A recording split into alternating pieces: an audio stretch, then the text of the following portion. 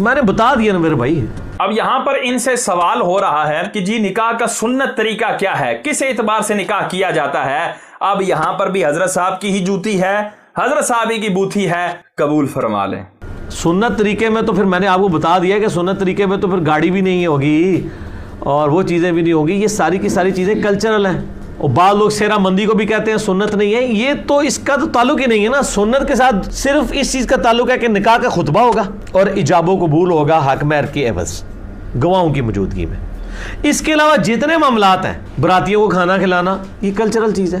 میرا سوال ہے مرزا صاحب سے, مرزا صاحب اگر گانا یہ حلال و حرام کے درمیان فرق ہے اور گانے کے بغیر نکاح حرام ہی ہوگا, رجسٹریشن کے بغیر نکاح حرام ہی ہوگا, تو آپ کو یہاں پر 4 چیزوں پر اکتفا نہیں کرنا چاہیے تھا, بلکہ آپ کو بتانا چاہیے تھا خطبہ بھی ہو, ایجاب و قبول بھی ہو, گواہان بھی ہوں, مہر بھی ہو اور گانے بجانے والے بھی ہوں اور اس کے بعد رجسٹریشن بھی ہو.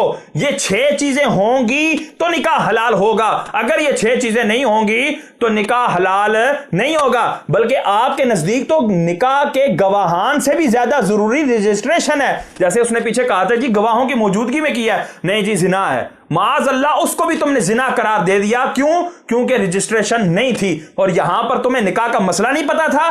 اب آگے دیکھیں, پھر سے حضرت صاحب نکاح کے سنت طریقے کا مسئلہ بتا رہے ہیں. یہ سلپ آف ٹنگ نہیں ہے, اسی لیے کہتا ہوں مرزا کا وہ بیان اور تھا, یہ بیان اور.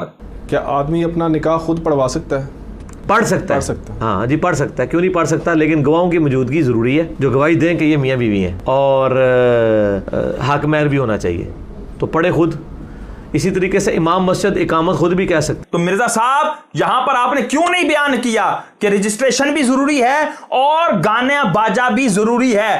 نکاح پڑھانے کا مکمل طریقہ ریفرنس کے ساتھ بتا دیں. کوئی تفصیلات نہیں ہے. کنسرن لوگ جو کر رہے ہیں کام, ان سے آپ رابطہ کریں. بڑے اچھے طریقے سے وہ کر رہے ہیں کام, بڑے اچھے طریقے سے وہ کر رہے ہیں کام. دیکھیں جی یہاں پر سوال ہوا ہے کہ نکاح پڑھانے کا طریقہ کار کیا ہے, تو اس نے کہا کہ جو عمومی طور پر نکاح پڑھا رہے ہیں وہ بڑے اچھے طریقے سے پڑھا رہے ہیں. حالانکہ مرزا صاحب باخوبی طریقے سے جانتے ہیں کہ جو عمومی طور پر علماء اور مولوی حضرات نکاح پڑھاتے ہیں اس وقت نہ ڈول ڈمکا ہوتا ہے, نہ کوئی گانا باجا ہوتا ہے, اور کئی صورتوں میں اس وقت رجسٹریشن بھی نہیں ہوتی. تو مرزا صاحب کے بقول وہ ٹھیک کر رہے ہیں اور پچھلے بیان کے مطابق وہ حرام کر رہے ہیں, اور ایک جگہ حرام بھی ہو گیا, ایک ہی جگہ حلال ہو گیا. اور مرزا صاحب کون سا موقف اختیار کرو گے, یہ لوگ اچھا کر رہے ہیں یا برا کر رہے ہیں؟ تمہارے مطابق تو 2 اہم چیزیں رہ رہی ہیں, وہ ہیں گانا باجا اور رجسٹریشن. اب دونوں چیزیں رہ گئی تو بقول تمہارے یہ زنا ہے, اور زنا کو اچھا کہنے والا خود کیا ہوتا ہے؟ معاذ اللہ ثم معاذ اللہ